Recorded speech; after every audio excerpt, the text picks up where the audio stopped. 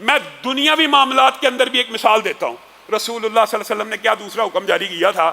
رسول اللہ نے کہا تھا اپنے بالوں کو رنگا کرو، اپنے بالوں کو رنگا کرو. اب یہ عبادت کا معاملہ ہے، ایمانداری سے بتائیے، یہ تو لباس کا معاملہ ہے، یہ تو ایک دنیاوی معاملات کے اندر ہے، اور ہم اس کو مباح سمجھتے ہیں. دنیاوی معاملات میں ایک بندہ، ہمارا کوئی بزرگ اگر بالوں کو سفید کر کے ساری زندگی پھرتا رہے، ہم کبھی بھی اس کے اوپر تان و تنقید نہیں کرتے. ٹھیک ہے، جائز ہے، دنیاوی معاملہ تو جائز ہے نا. لیکن رسول اللہ صلی اللہ علیہ وسلم نے ان دنیاوی معاملات کے اندر بھی مشرکوں کی، یہودیوں اور عیسائیوں کی مخالفت کی ہے. کیا کہا؟ اپنے بالوں کو رنگ لیا کرو، کیونکہ یہ یہودی اور عیسائی اس کو حرام سمجھتے ہیں رنگنا. بات یہ ہے کہ وہ رنگیں گے ہی نہیں، تم کبھی رنگ لو. مہندی رنگ آپ کو پتہ ہے رسول اللہ صلی اللہ علیہ وسلم نے پسند کیا، یہاں تک کہہ دیا کہ کالے کے علاوہ جس بھی رنگ سے رنگنا چاہو رنگ لو اور رنگا کرو، تاکہ مشرکین کی، یہودیوں اور عیسائیوں کی مخالفت ہو جائے. مشرکین کی مخالفت ساری زندگی مکہ میں کی، اور مدینہ میں آنے کے بعد یہودیوں اور عیسائیوں کی مخالفت کی. آپ حیران رہ جائیں گے ایک اور بات کے اوپر.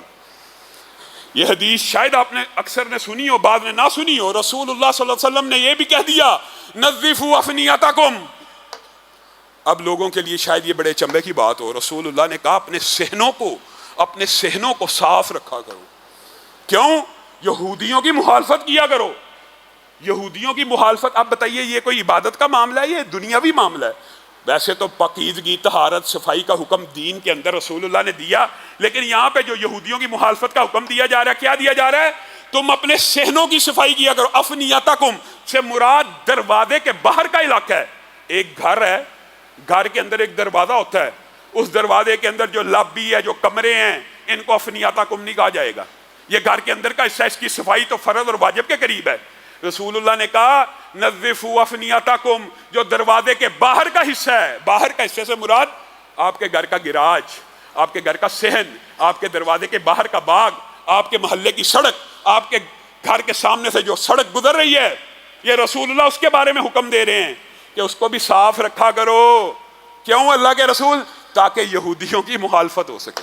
رسول اللہ صلی اللہ علیہ وسلم نے مدینہ میں آنے کے بعد اتنے چھوٹے چھوٹے امور کے اندر یہودیوں کی مخالفت کی ہے، اتنے چھوٹے چھوٹے. اور ہم یہ سمجھتے ہیں کہ جی یہودیوں کی طرح ساری زندگی بود و باش بھی ہو جائے، یہودیوں کا کلچر بھی ہو جائے، یہودیوں کے گانے بھی ہو جائیں، یہودیوں کا ہیئر سٹائل بھی ہو جائے. یہ جی دنیاوی معاملات ہیں، ان میں پیروی کی جا سکتی ہے، صرف دین کے معاملے میں انکار کیا جا سکتا ہے. ایسی بات ہرگز نہیں ہے. یہودیوں کی مخالفت ہوگی، ہر طرح سے ہوگی، حتیٰ کہ آپ حیران رہ جائیں گے.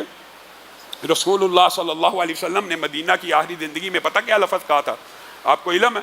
رسول اللہ صلی اللہ علیہ وسلم نے یہ کہا تھا کہ میں عاشورہ کا روزہ رکھتا ہوں، عاشورہ کا، لیکن اگر میں زندہ رہوں گا تو میں یہودیوں کی اس میں بھی مخالفت کروں گا، اور میں تاسوعا کا روزہ رکھوں گا، یعنی 9 محرم کا روزہ رکھوں گا. یہودی 10 محرم کا روزہ رکھا کرتے تھے، کیونکہ قوم موسیٰ کو اس 10 تاریخ کو نجات ملی تھی فرعون سے.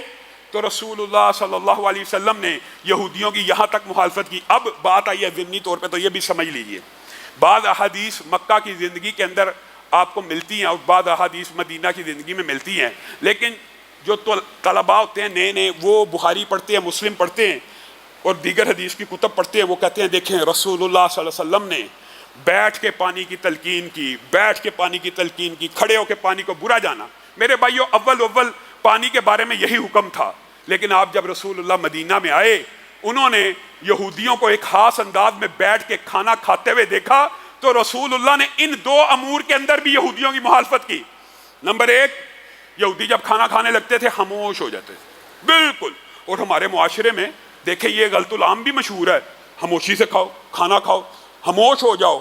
یہ جو ایٹیکیٹس ہیں نا، یہ مسلمانوں کے نہیں ہیں، یہ خصوصاً کسی مذہب سے آئے ہیں. تو رسول اللہ صلی اللہ علیہ وسلم نے ان دونوں آداب کے اوپر بھی کلاڑے کو چلا دیا. پہلا ادب، رسول اللہ صلی اللہ علیہ وسلم نے لقمہ اٹھایا اور خود گفتگو شروع کر دی. جب رسول اللہ کھانے کے دوران گفتگو کریں، پھر اور کسی دلیل کی کوئی بات تو رہ نہیں جاتی، تو مسلمانوں نے بھی کھانے میں گفتگو کرنا شروع کر دی. گویا رسول اللہ صلی اللہ علیہ وسلم نے خاص طریقے سے ڈائننگ ٹیبل کے اوپر ٹرے سجا کے، رومال رکھ کے، عبادت کے طرز کے اوپر بیٹھ کے کھانے کو اس طرح تعبدی انداز میں کھانے سے منع فرما دیا. اور اس کے دوران صرف ایک حکم کیا، ہاں اللہ کے نام سے شروع کیا کرو، اللہ کا نام لے کے آپس میں گپ شپ لگاؤ، گفتگو کرو کھانے کے مابین. یہ مسلمانوں کا کلچر ہے. وہ جو کلچر ہے نا خاموشی سے کھا لو، بالکل وہ ہمارا کلچر نہیں ہے. اور دوسری بات رسول اللہ صلی اللہ علیہ وسلم نے اول پانی کو کھانے کو کھڑا ہونے سے منع کیا تھا تاکہ مشرکین کی مخالفت ہو جائے، لیکن یہاں پہ آ کے جب یہودیوں کی مخالفت اور عیسائیوں کی اور اہل کتاب کی مخالفت مقصود تھی تو پھر ہر چیز کی اجازت دے دی۔ اسی لیے صحابہ نے کہہ دیا ہم مدینہ میں رسول اللہ صلی اللہ علیہ وسلم کے دور میں چلتے بھی تھے، پھرتے بھی تھے، کھانا بھی کھاتے تھے، پانی بھی پیتے تھے۔ حضرت علی نے لوگوں کو اکٹھا کیا اور پانی کا گلاس ہاتھ میں پکڑا، پینا شروع کر دیا۔ لوگوں کو کہا میں اس لیے یہاں پہ کھڑے ہو کے پانی پی رہا ہوں کہ کہیں تم یہ نہ سمجھنا کہ کھڑے ہو کے پانی پینا منع کر دیا گیا مسلمانوں کے اوپر۔